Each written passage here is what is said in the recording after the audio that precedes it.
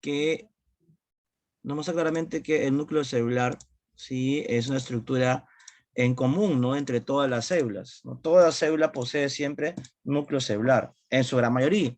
Aunque siempre hay excepciones, ¿no? Profesor, ¿todas las células poseen núcleo? Casi, ¿no? Casi, ¿no? Por ejemplo, un glóbulo rojo es una célula nucleada, ¿no? O sea, saben que el glóbulo rojo no posee núcleo en la etapa madura, pero en sus inicios, en la médula ósea, sí poseía núcleo. Cuando ya maduró, perdió el núcleo, ¿no? ¿Y por qué el glóbulo rojo perdió el núcleo, por ejemplo? Perdió el núcleo porque esta célula, pues, que transporta oxígeno y CO2, necesita gran cantidad de espacio, ¿no? Para poder transportar esos gases. Es por eso que el núcleo lo suprime, ¿no? Y por ello, obviamente, esta célula vive solamente 120 días, ¿sí? Bueno, veremos ahora entonces el núcleo celular, qué es el núcleo celular, sus funciones, características, estructura y forma, ¿no? Vamos a ver entonces el núcleo celular. Si recordamos un poco ya tema anterior, vimos en este caso la cronología celular, vimos que Roberto Hooke descubría la célula y Robert Brown descubría el núcleo celular, ¿correcto? Eso hicimos ya en un tema anterior. Ahora, con respecto al núcleo celular, vamos a ver que Brown observa los núcleos de las células vegetales. Ahora, ¿qué es el núcleo celular entonces? Es una estructura presente en las células eucariotas. Ahora, obviamente las células procariotas no tienen núcleo, ¿no? Una bacteria, por ejemplo, no tiene núcleo celular, ya, solo células eucariotas. Ahora, este núcleo está reforzado por una doble capa, así como hay la membrana celular, o llamada membrana citoplasmática, también existe la membrana celular, ¿sí? El núcleo posee doble membrana también, al igual que la membrana celular. Ahora, este núcleo, digamos en palabras sencillas para poder comprenderlo, es aquel que controla todo lo que pasa en la célula. Digamos que es el cerebro de la célula, ¿no? Porque va a controlar todo lo que sucede dentro de la célula. Si vemos en la imagen, vemos sus componentes, vemos ahí obviamente la envoltura nuclear o la membrana nuclear, que es lo mismo, aquella que rodea al núcleo, doble capa, hemos dicho. Los poros nucleares, ¿sí? Vemos también ahí los poros nucleares, o también llamado complejo del poro, ¿no? Esos poros nucleares están formados por 8 proteínas que abren y cierren los poros, ¿no? También mostramos ahí la cromatina, que es el material genético que se encuentra en el núcleo, y los cromosomas, ¿no? Sabemos que los cromosomas son la cromatina condensada. Cuando la cromatina se condensa, se convierte en cromosoma. Características del núcleo celular.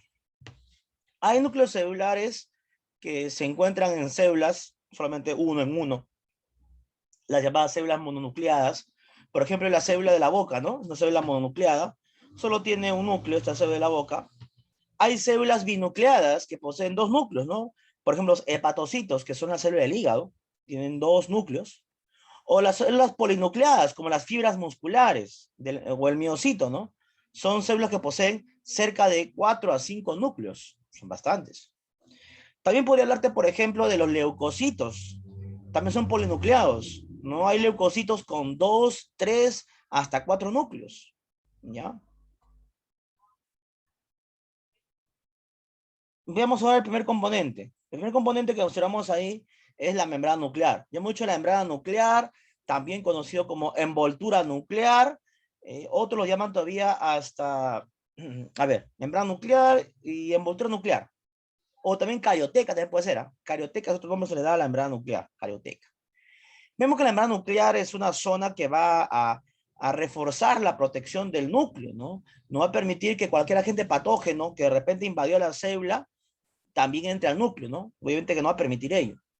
Luego, el líquido interno, que está dibujado con color medio celeste, bueno, perdón, rosado, es el nucleoplasma, ¿no? El líquido que está dentro del núcleo se llama nucleoplasma, también llamado jugo nuclear o cariolinfa, ¿no? Los tres son sinónimos, ¿no? El nucleoplasma.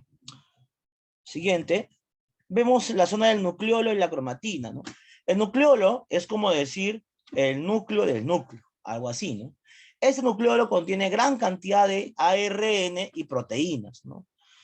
También veremos la cromatina, que es aquella imagen filamentosa, ¿no? Hablamos de esta parte, este es el ADN, la cromatina, pues recordando lo que hicimos en ácidos nucleicos, tema atrás, la cromatina, ¿qué sería? Todo esto, ¿no? Cuando ya comienza a condensarse, ¿no? Cuando comienza a condensarse, ¿qué cosa? El ADN, ¿no? Ahí está la cromatina. Esta cromatina, ¿qué cosa es? Entonces, es material genético, ¿sí? Material genético. Ahora, ese material genético de la cromatina está asociado a ciertas proteínas. En este caso se llaman histonas, ¿no? Las histonas, chicos, son proteínas, ¿sí? Globulares que van a enrollar, van a empaquetar al ADN, ¿no? Para que luego se pueda condensar y se pueda convertir en ¿qué cosa? En cromosoma al final, ¿no? El cromosoma es lo mismo que la cromatina, solamente que condensado.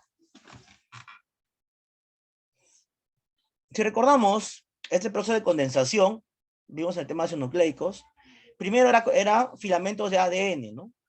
Que sería la cromatina. Luego la cromatina comienza a enrollarse por las proteínas histonas. Se forman los nucleosomas. Los nucleosomas comenzaban a empaquetarse en grandes cantidades. Se forman los solenoides. Los solenoides adquirían unas estructuras, en este caso, bueno, ondeadas, ¿no? Que sean los bucles, ¿no? Los bucles. Luego estos bucles, ¿sí? Ensanchaban su, digamos así, su tamaño, ¿sí? Claro, duplicaban su tamaño y se convertían en espirales condensados. Y por último, estos espirales condensados, va a redundancia, se condensan y se convierten en cromosomas, ¿sí? Cromosomas. ¿Por qué dice cromosomas en metafase? Porque eso es lo ideal, ¿no? O sea, un cromosoma en la metafase. Eso ya veremos más adelante cuando hagamos el tema de ciclo celular. Ahí entenderás un poco mejor esa parte. Ahora, con respecto a los cromosomas, ¿sí?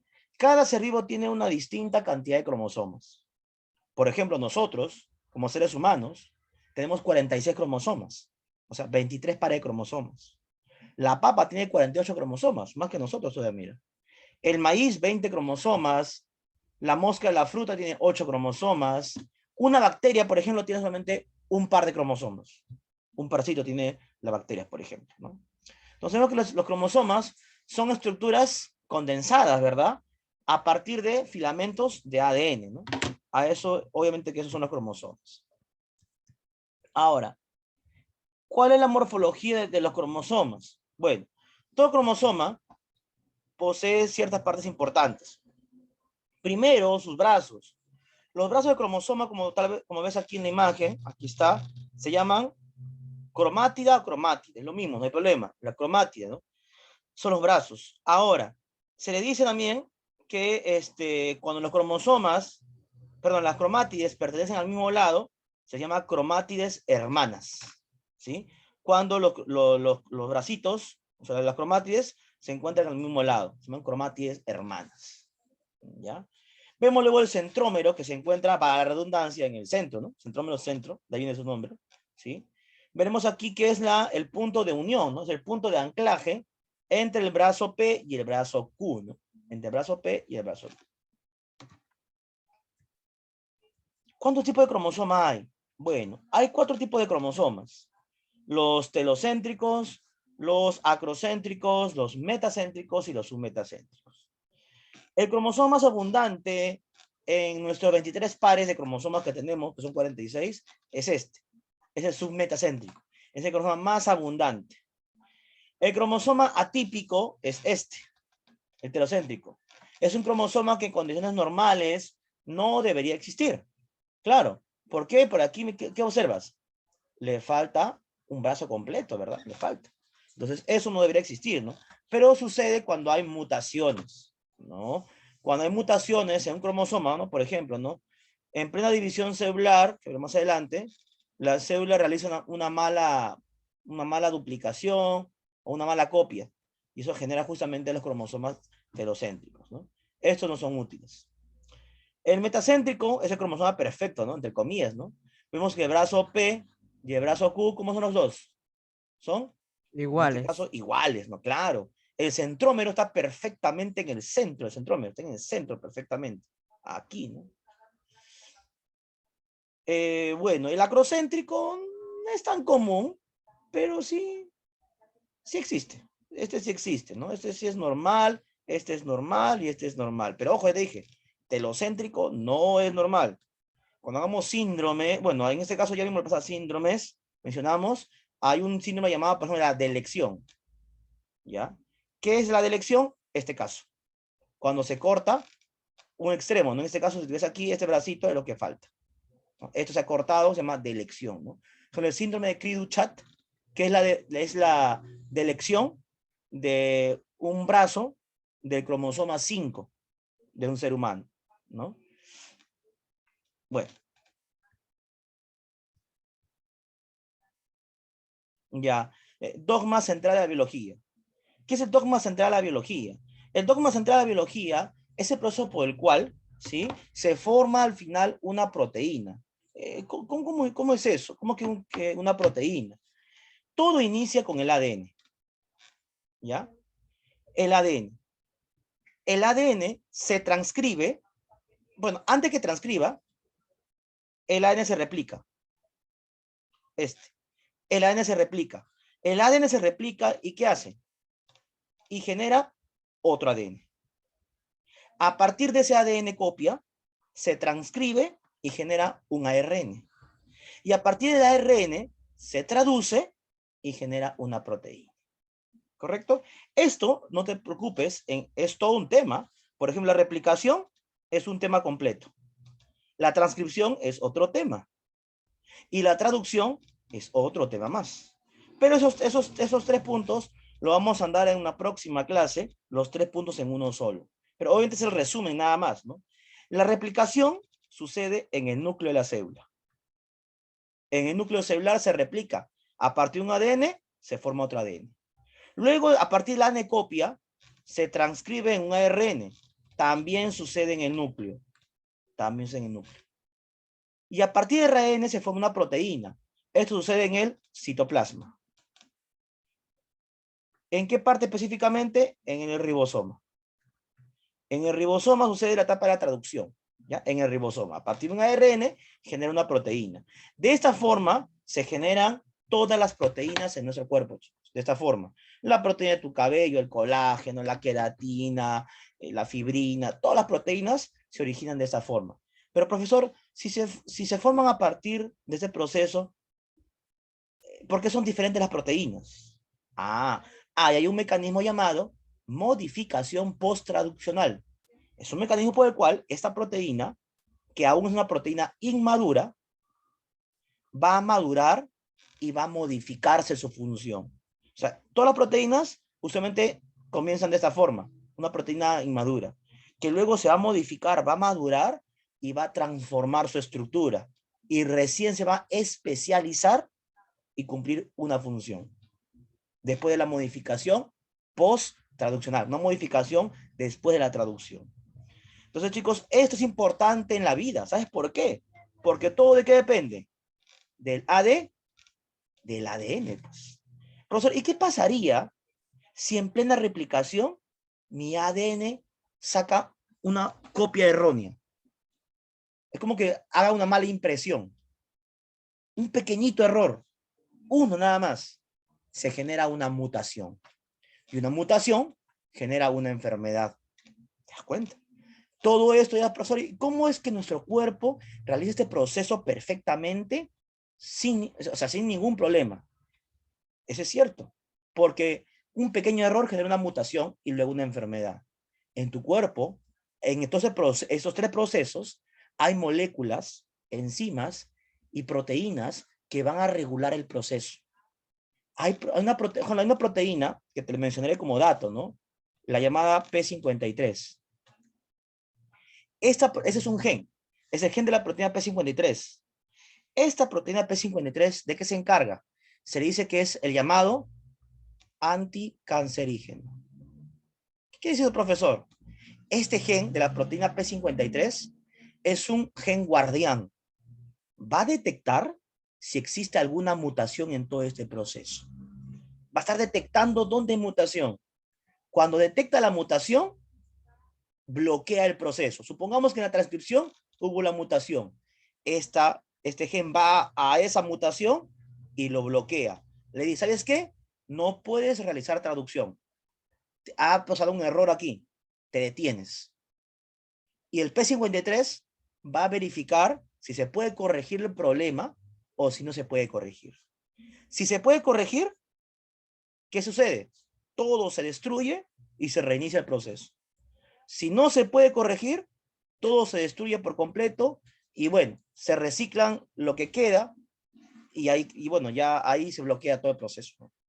Entonces, si no, imagínense, chicos, ¿qué pasa? Ustedes saben que en el ambiente hay muchos factores que provocan mutaciones.